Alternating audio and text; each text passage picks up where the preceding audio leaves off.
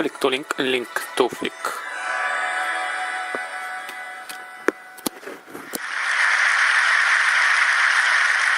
There's something about caves. A shadowy opening in a limestone cliff that draws you in. As you pass through the portal between light and dark, you enter a subterranean world, a place of perpetual gloom, of earthy smells, of hushed silence. Long ago in Europe, ancient people also entered these underground worlds.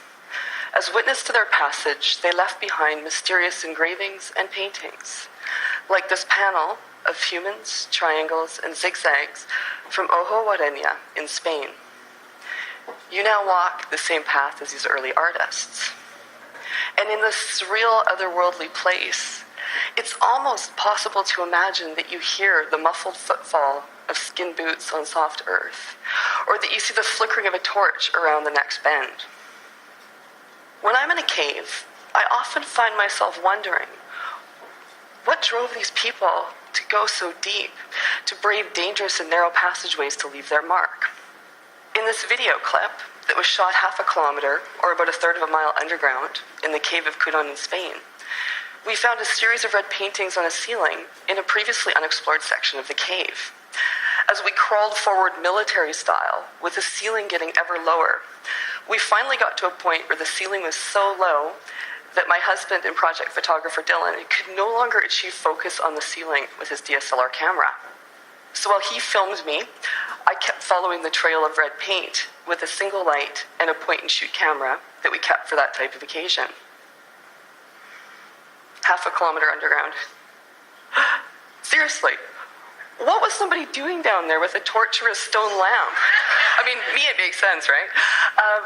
But this is the kind of question that I'm trying to answer with my research. I study some of the oldest art in the world. It was created by these early artists in Europe between 10,000 and 40,000 years ago. And the thing is that I'm not just studying it because it's beautiful, though some of it certainly is. But what I'm interested in is the development of the modern mind, of the evolution of creativity, of imagination, of abstract thought, about what it means to be human. While all species communicate in one way or another, only we humans have really taken it to another level. Our desire and ability to share and collaborate has been a huge part of our success story. Our modern world is based on a global network of information exchange, made possible in large part by our ability to communicate, in particular using graphic or written forms of communication. The thing is, though, that we've been building on the mental achievements of those who came before us for so long that it's easy to forget that certain abilities haven't already existed. It's one of the things I find most fascinating about studying our deep history. Those people didn't have the shoulders of any giants to stand on. They were the original shoulders. And while a surprising number of important inventions come out of that distant time, what I want to talk to you about today is the invention of graphic communication. There are 3 main types of communication: spoken, gestural, so things like sign language, and graphic communication. Spoken and gestural are by their very nature ephemeral. It requires close contact for a message to be sent and received, and after the moment of transmission, it's gone forever. Graphic communication, on the other hand, decouples that relationship. And with its invention, it became possible for the first time for a message to be transmitted and preserved beyond a single moment and place in time. Europe is one of the first places that we start to see graphic marks regularly appearing in caves, rock shelters, and even a few surviving open-air sites. But this is not the Europe we know today.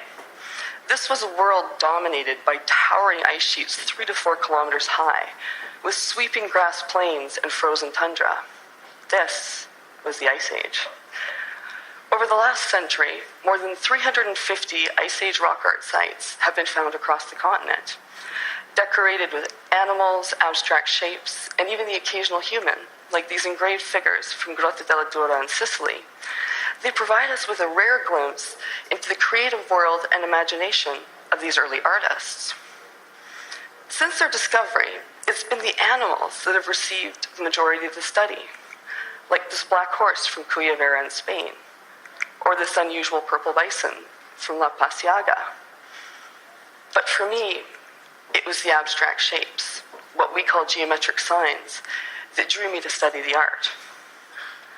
The funny thing is that at most sites, the geometric signs far outnumber the animal and human images. But when I started on this back in 2007, there wasn't even a definitive list of how many different shapes there was, nor was there a strong sense of whether the same ones appeared across space or time.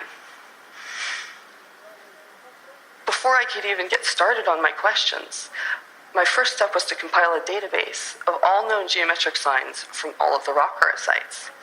The problem was that while they were well documented at some sites, usually the ones with the very nice animals, there was also a large number of them where it was very vague. There wasn't a lot of description or detail. Some of them hadn't been visited in half a century or more. These were the ones that I targeted for my fieldwork. Over the course of 2 years, my faithful husband Dylan and I each spent over 300 hours underground, hiking, crawling, and wriggling around 52 sites in France, Spain, Portugal, and Sicily. And it was totally worth it. We found new, undocumented geometric signs at 75% of the sites we visited. This is a level of accuracy I knew I was going to need if I wanted to start answering those larger questions. So, let's get to those answers. Barring a handful of outliers, there are only 32 geometric signs. Only 32 signs across a 30,000-year time span and the entire continent of Europe. That is a very small number. Now, if these were random doodles or decorations, we would expect to see a lot more variation. But instead what we find are the same signs repeating across both space and time. Some signs start out strong before losing popularity and vanishing, while other signs are later inventions. But 65% of those signs stayed in use during that entire time period. Things like lines, rectangles, triangles, ovals, and circles, like we see here from the end of the Ice Age at a 10,000-year-old site high in the Pyrenees Mountains. And while certain signs span thousands of kilometers, other signs had much more restricted distribution patterns, with some being limited to a single territory, like we see here with these divided rectangles that are only found in northern Spain, and which some researchers have speculated could be some sort of family or clan signs. On a side note, there is a surprising degree of similarity in the earliest rock art found all the way from France and Spain to Indonesia and Australia. With many of the same signs appearing in such far-flung places, especially in that 30,000 to 40,000 year range, it's starting to seem increasingly likely that this invention actually traces back to a common point of origin in Africa. But that, I'm afraid, is a subject for a future talk. So back to the matter at hand. There can be no doubt that these signs were meaningful to their creators, like these 25,000-year-old bas-relief sculptures from Roc de Vézac in France. We might not know what they meant, but the people of that time certainly did. The repetition of the same signs for so long and at so many sites tells us that the artists were making intentional choices. If we're talking about geometric shapes with specific, culturally recognized, agreed upon meanings, then we could very well be looking at one of the oldest systems of graphic communication in the world. I'm not talking about writing yet. There's just not enough characters at this point to have represented all of the words in the spoken language, something which is a requirement for a full writing system. Nor do we see the signs repeating regularly enough to suggest that they were some sort of alphabet. But what we do have are some intriguing one-offs, like this panel from La Pasiaga in Spain, known as the inscription, with its symmetrical markings on the left, possible stylized representations of hands in the middle, and what looks a bit like a bracket on the right. The oldest systems of graphic communication in the world, Sumerian cuneiform, Egyptian hieroglyphs, the earliest Chinese script, all emerged between 4,000 and 5,000 years ago, with each coming into existence from an earlier proto-system made up of counting marks and pictographic representations, where the meaning and the image were the same. So, a picture of a bird would really have represented that animal. It's only later that we start to see these pictographs become more stylized until they almost become unrecognizable. And that we also start to see more symbols being invented to represent all those other missing words in the language, things like pronouns, adverbs, adjectives. So knowing all this, it seems highly unlikely that the geometric signs from Ice Age Europe were truly abstract written characters. Instead, what's much more likely is that these early artists were also making counting marks, maybe like this row of lines from Reparo di Domenica in Sicily, as well as creating stylized representations of things from the world around them. Could some of the signs be weaponry or housing? Or what about celestial objects, like star constellations? Or maybe even rivers, mountains, trees, landscape features. Possibly like this black penniform, surrounded by strange bell-shaped signs from the site of El Castillo in Spain. The term penniform means feather-shaped in Latin, but could this actually be a depiction of a plant or a tree? Some researchers have begun to ask these questions about certain signs at specific sites, but I believe the time has come to revisit this category as a whole. The irony in all this, of course, is that having just carefully classified all of the signs into a single category, I have a feeling that my next step will involve breaking it back apart as different types of imagery are identified and separated off. Now, don't get me wrong, the later creation of fully developed writing was an impressive feat in its own right. But it's important to remember that those early writing systems didn't come out of a vacuum, and that even 5,000 years ago, people were already building on something much older, with its origins stretching back tens of thousands of years to the geometric signs of Ice Age Europe and far beyond, to that point deep in our collective history when someone first came up with the idea of making a graphic mark and forever changed the nature of how we communicate. Thank you.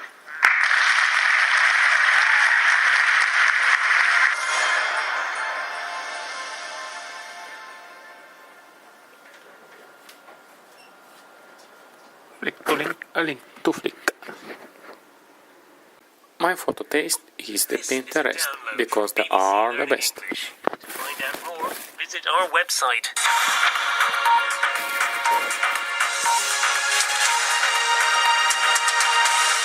Hello, I'm Geeta Gurumurthy. I'm Alyanazki. You're watching Lingo Hack. Lingo Hack from BBC Learning English. And here are today's headlines. India's domestic workers' law. Fighting online crime. Good news for e-cigarette users. Here are the words and phrases for you to learn. Vast army. Cutting edge. Vaping. Kick the habit. Let's hear more about today's news stories. These women are part of India's vast army of domestic workers. Vast army. Large group of people organised and trained to do a task. These women are part of India's vast army of domestic workers. Despite the numbers, it's a sector with few rules. But that might change. There are plans for laws giving workers a minimum wage and compulsory leave. And there'd be social security cover too, that employers would have to fund at least in part. This is not science fiction. This is our world, now, in the 21st century. Here in California, they're at the cutting edge of cybersecurity. Cutting edge. Most modern and advanced point in the development of something. This is not science fiction. This is our world, now, in the 21st century.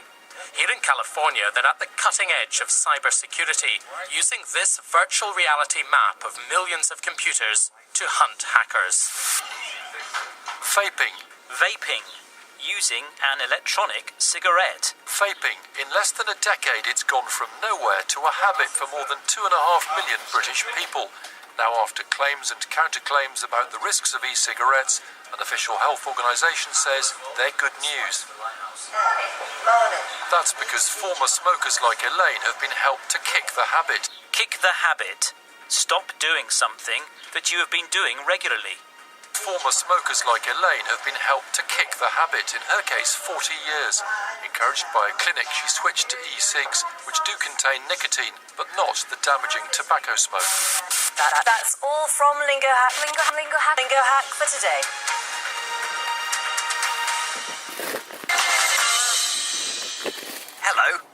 You're joining us again after Anna's call from Mr. Lime. He asked her to lunch, remember? Now Anna and Denise are flapping. Before you know it, he'll be asking you to marry him. Trust me, Anna, this has happened to me dozens of times. But I thought he was only interested in the lemons. Please promise me you won't mention this to anyone. Okay, I promise. Oh, shh. Good morning, ladies. What's going on? Mr. Lime has asked Anna to lunch. Please. And? And it's not to talk business. I saw him looking at her with big eyes from the moment he first saw her. Denise! Old slimy limey, eh? Lucky Anna. It's not slimy, it's just... Don't tell me you said yes. Well, I didn't know what to say. You didn't. No, I said I was busy and would call back. I wanted to just say no, but with everyone complaining that I'm not polite on the phone, I didn't know how to say it politely. Ha. All right, well, I'll tell you what to say. Hang on, let me write it down. Why do all the pens keep disappearing? Here's one. Thanks. Okay, I'm listening, Tom. Okay, say go, Go, away, slimy limey. go away, slimy limey. Are you sure? Yeah, of course. Don't listen to him, Anna. This is what you should say. Thank you for your offer, but I'm really sorry I won't be able to. Then explain why. Say, I'm afraid, blah, blah, blah. Blah, blah, blah. Say it's against company policy to have non-business lunches with clients. Meaning? You're not allowed to if it's not for business. Then say, it wouldn't be appropriate, so with regret, I'm going to have to say no. Okay, I think I've got that all down. Thanks. He'll be waiting for my call.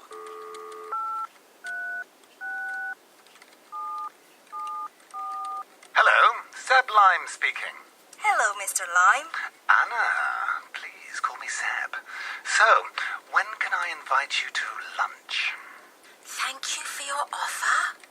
Well, thank you for your offer. But I'm really sorry. I won't be able to. Oh. I'm afraid. I'm afraid it's against company policy to have non-business lunches with people. Really? Oh, how tedious. It wouldn't be... Shh. Pardon? No, not shh, you, Mr. Slimy. I mean, shh, Denise. Mr. Slimy? Oh, no, I mean, Mr. Lime, Seb. You see, it wouldn't be appropriate. So, with regret, I'm going to have to say no. I think I've understood. Goodbye, Anna. Goodbye. Oh dear, he didn't take that too well. But apart from a little mistake, Anna did well there. Here are the phrases she used to politely refuse the offer of lunch. Thank you for your offer, but I'm really sorry I won't be able to. I'm afraid it is against company policy. It wouldn't be appropriate. With regret, I'm going to have to say no. Good job, Anna. Bad luck, Mr. Slimy.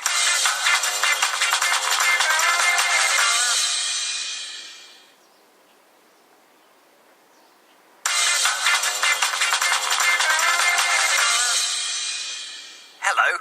You're joining us again after Anna's call from Mr. Lime. He asked her to lunch, remember? Now Anna and Denise are flapping. Before you know it, he'll be asking you to marry him.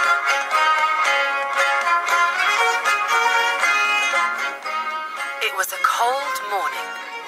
William Shakespeare's in the theatre, working on Henry VI, Part 2, whilst his actor friend Thomas Swan is mending a broken door.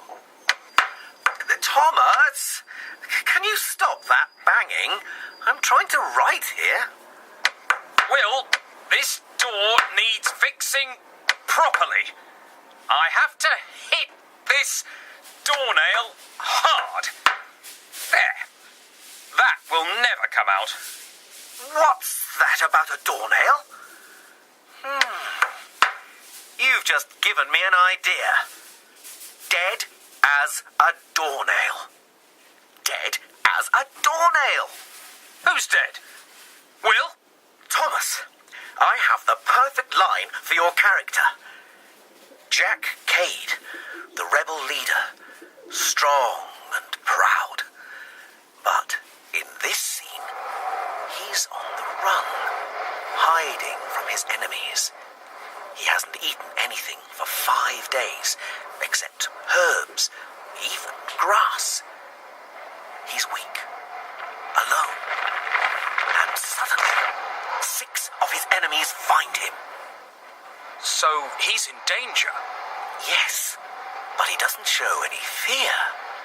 In fact, he threatens to kill all of them, dead as a doornail. Come, Thomas, let's read your lines. Look on me well, I have eaten no meat. Look on me well. I have eaten no meat these 5 days. Yet come thou and thy 5 men, and if I do not leave you all as dead as a doornail, I pray God I may never eat grass more. You have it. Well done, Thomas. There's another classic Shakespeare line. I don't know how you do it, Will.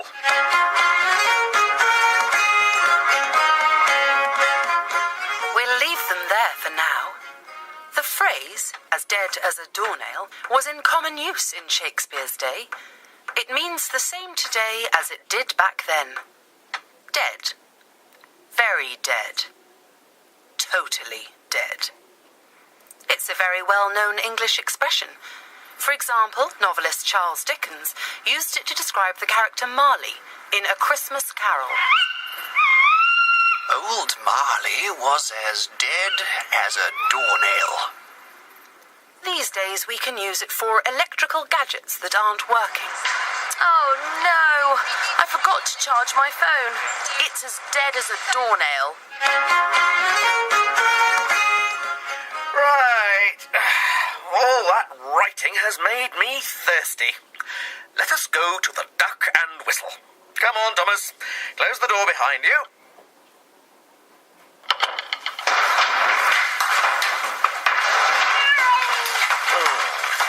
Perhaps you should put another couple of nails in that door before we go, Thomas. To nail or not to nail? That is the question.